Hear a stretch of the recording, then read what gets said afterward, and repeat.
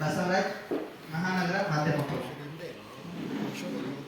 ಈಗ ಇದನ್ನು ಮೊದಲನೇ ಬಾರಿಗೆ ಗೋಪಿ ರಂಗಸ್ವಾಮಿ ಅವರು ಮುಂದುವರಿಸ್ತಾರೆ.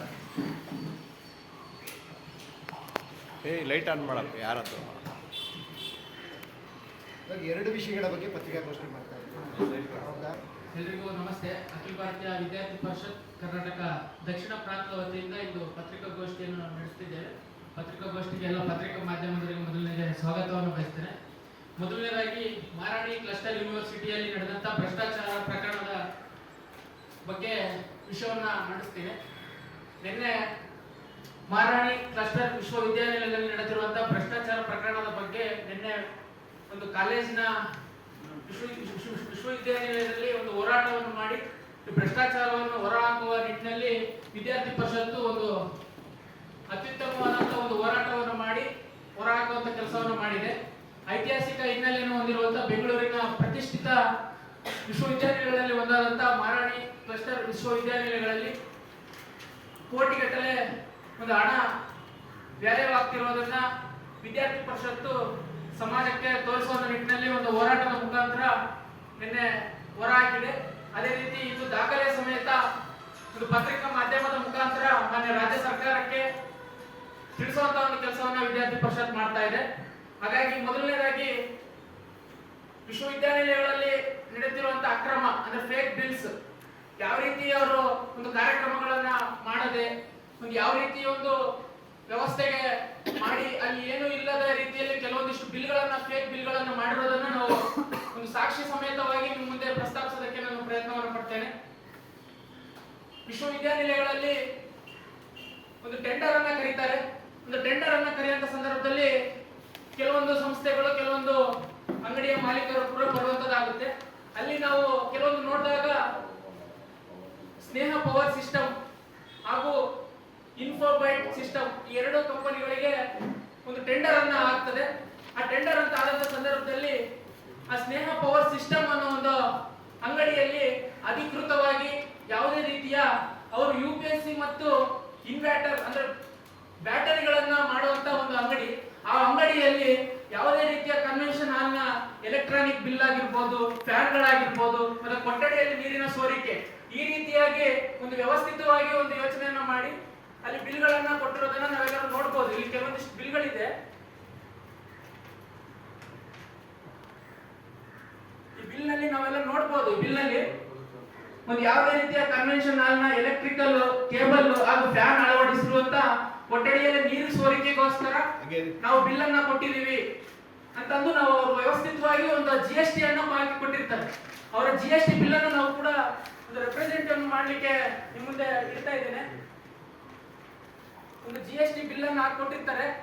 ಯಾವುದೇ ಸೆಂಟ್ರಲ್ GST ಆಗಿರ್ಬೋದು, ಸ್ಟೇಟ್ GST ಆಗಿರ್ಬೋದು, ಎರಡನ್ನೂ ಕೂಡ ಇನ್ಕ್ಲೂಡ್ ಮಾಡದೆ ಒಂದು GST ಅನ್ನ ಕೊಟ್ಟಿರ್ತಾರೆ. GST ಅನ್ನು ಓಪನ್ ಮಾಡದಂತ ನೋಡಿದಂತ ಸಂದರ್ಭದಲ್ಲಿ ಇನ್ಫೋಬಯೋಟಿಕ್ ಅಂದ್ರೆ ಒಂದು ಯಾವುದೋ ಒಂದು ಲ್ಯಾಂಡ್ರಿ ಒಂದು ಬಟ್ಟೆ ಅಂಗಡಿಯ GST ಆಗಿರ್ತದೆ. ಈ ರೀತಿ ಒಂದು ಫೇಕ್ ಆಗಿ ಯಾಕೆ ವಿಶ್ವವಿದ್ಯಾಲಯ ನಡ್ಕೊಳ್ತಾ ಇದೆ, ಅಲ್ಲಿ ಯಾವುದೇ ರೀತಿಯ ಸಂಧಾನವನ್ನು ನಡೀತಾ ಇದೆ. ಈ ರೀತಿ ನೋಡಿದಂತಹ ಸಂದರ್ಭದಲ್ಲಿ ಇದೊಂದು ಕಂಪ್ಯೂಟರ್ ಸೈನ್ಸ್ ವಿಭಾಗದಲ್ಲಿ ಕಂಡು ಬಂದಿರುವಂತ ಘಟನೆ. ವಿಶ್ವವಿದ್ಯಾಲಯದ ಕಂಪ್ಯೂಟರ್ ಸೈನ್ಸ್ ವಿಭಾಗದಲ್ಲಿ ಕಂಡು ಬಂದಿರುವಂತ ಘಟನೆ.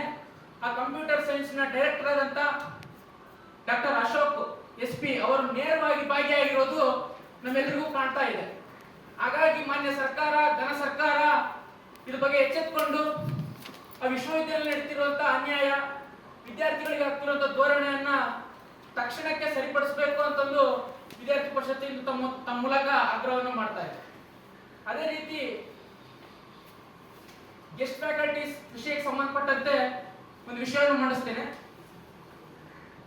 ವಿಶ್ವವಿದ್ಯಾಲಯಗಳಲ್ಲಿ ತರಗತಿಗಳು ನಡಿಬೇಕು ಅನ್ನೋ ವಿಚಾರದಲ್ಲಿ ಗೆಸ್ಟ್ ಫ್ಯಾಕಲ್ಟೀಸ್ ಗಳನ್ನ ನೇಮಕವನ್ನು ಮಾಡೋದಕ್ಕೆ ಅವಕಾಶವನ್ನು ಇರುತ್ತೆ ಒಂದು ರೀತಿ. ಹಾಗಾಗಿ ಗೆಸ್ಟ್ ಫ್ಯಾಕಲ್ಟೀಸ್ ಯಾವ ರೀತಿ ನೇಮಕವನ್ನ ಈ ಮಾರಾಣಿ ಕ್ಲಸ್ಟರ್ ಯೂನಿವರ್ಸಿಟಿಯಲ್ಲಿ ಮಾಡ್ತಾ ಇದ್ದಾರೆ ಅಂತ ನಾವೆಲ್ಲ ನೋಡೋದಾದ್ರೆ, ಅಲ್ಲಿರುವಂತ ಅಧ್ಯಾಪಕರು 27 ಜನ ಅಧ್ಯಾಪಕರು ಅಂತಂದು ನಮಗೆ ಒಂದು ವರದಿಯನ್ನ ಸಿಕ್ಕಿರುತ್ತೆ. ಆ 27 ಜನ ಅಧ್ಯಾಪಕರ ವರದಿಯೂ ಸಹ ನಮ್ಮಲ್ಲಿದೆ. ಬಟ್ 27 ಜನ ಅಧ್ಯಾಪಕರು 36 ಗಂಟೆ ತಿಂಗಳಿಗೆ 36 ಗಂಟೆಗಳ ತರಗತಿಗಳನ್ನು ಮಾಡ್ತಾ ಇಲ್ಲ. ಆ ಮಾಹಿತಿಯು ಸದ್ಯಕ್ಕೂ ನಮಗಿದೆ. ಅಂದ್ರೆ ಎಲ್ಲ ಅಧ್ಯಾಪಕರು ಮಾಡ್ತಾ ಇಲ್ಲ ಅಂತಲ್ಲ, ಕೆಲವೊಂದಿಷ್ಟು ಅಧ್ಯಾಪಕರು 36 ಗಂಟೆಗಳ ಕಾಲಗಳು ಕೂಡ ಅವರು ತರಗತಿಗಳನ್ನು ತೆಗೆದುಕೊಳ್ತಿಲ್ಲ. ಅವರ ಸ್ಯಾಲರಿಯನ್ನು ನಾವು ನೋಡ್ಬೋದು. ಯಾವುದೋ ಒಂದು ಬೇರೆ ಕಂಪನಿಗಳಲ್ಲಿ ಕೆಲಸವನ್ನು ಮಾಡ್ತಾ ವಿದೇಶದಲ್ಲಿ ಕೆಲಸಗಳನ್ನ ಮಾಡ್ತಾ ಇರುವಂತವರು ಅವರಿಗೂ ಕೂಡ ಸ್ಯಾಲರಿಯನ್ನ ಈ ಯೂನಿವರ್ಸಿಟಿ ಕೊಡ್ತಾ ಇರೋದನ್ನ ನಾವೆಲ್ಲ ಗಮನಿಸಬಹುದು.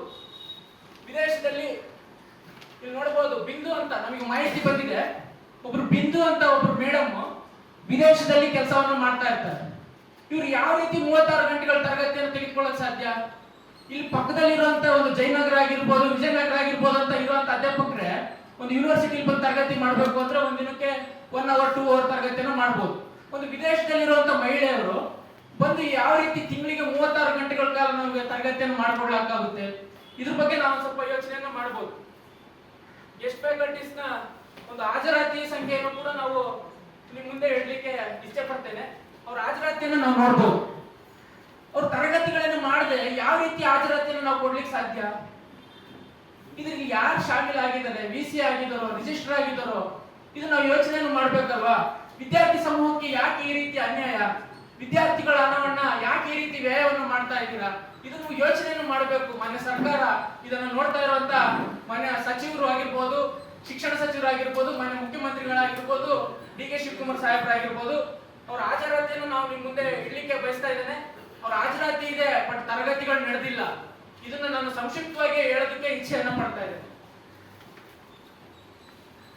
ಅವರ ಸ್ಯಾಲರಿಯ ಡೀಟೇಲ್ಸ್ ಕೂಡ ನೋಡಬಹುದು. ಒಬ್ಬೊಬ್ಬರು ಸ್ಯಾಲರಿ ಯಾವ ರೀತಿ ಇದೆ ಅಂದ್ರೆ 48,000, 38,000, 30,000 ಈ ರೀತಿ ಸ್ಯಾಲರಿಗಳು ಅವ್ರು ತೆಗೆದುಕೊಳ್ತಾ ಇದ್ದಾರೆ. ನೇರವಾಗಿ ಅವರ ಪರ್ಸನಲ್ ಅಕೌಂಟ್ಗೆ ಹೋಗ್ತಾ ಇರೋದನ್ನ ನಾವು ನೋಡಬಹುದು. ಚೆಕ್ಗಳ ಮೂಲಕ ಆಗಿರ್ಬೋದು, ನೇರವಾಗಿ ಅವರ ಹಣ ಅವರ ಅಕೌಂಟ್ ಖಾತೆಗಳಿಗೆ ಬೀಳ್ತಾ ಇದೆ. ಅವ್ರ ತರಗತಿಗಳನ್ನು ಮಾಡದೆ, ಒಂದು ವಿದ್ಯಾರ್ಥಿಗಳಿಗೆ ಒಂದು ಪಾಠ ಪ್ರವಚನಗಳನ್ನು ಮಾಡದೆ ನೇರವಾಗಿ ಹಣ ಇಸ್ಕೊಳ್ಳೋದಕ್ಕೆ ಅವರಿಗೆ ಒಂದು ನಾಚಿಕೆ ಆಗಲ್ವಾ? ಒಂದು ವಿದ್ಯಾರ್ಥಿಗಳ ದುಡ್ಡನ್ನು ತಿನ್ನೋದಕ್ಕೆ ಅವರಿಗೆ ಒಂದು ಅನ್ನ ತಿಂತಾ ಇದೀವಿ ಒಂದು ವಿದ್ಯಾರ್ಥಿಗಳ ಹೆಸರಲ್ಲಿ ಅಂತಂದ್ರೆ ಒಂದು ಯೋಚನೆಯನ್ನು ಮಾಡಬೇಕು. ಹಾಗಾಗಿ ಮನೆ ಸರ್ಕಾರ ಇದಕ್ಕೆ ಏನ್ ಎಚ್ಚೆತ್ಕೊಂಡು ಏನು ಕ್ರಮವನ್ನ ಕೈಗೊಳ್ಳುತ್ತದೆ ಅಂತಂದ್ರೆ ವಿದ್ಯಾರ್ಥಿ ಪರಿಷತ್ತು ಕೈ ಬಿಡದ ಕೆಲಸವನ್ನ ಮಾಡುತ್ತೆ ಅನ್ನೋ ಒಂದು ಭರವಸೆಯನ್ನು ಮಾಡ್ತೇವೆ.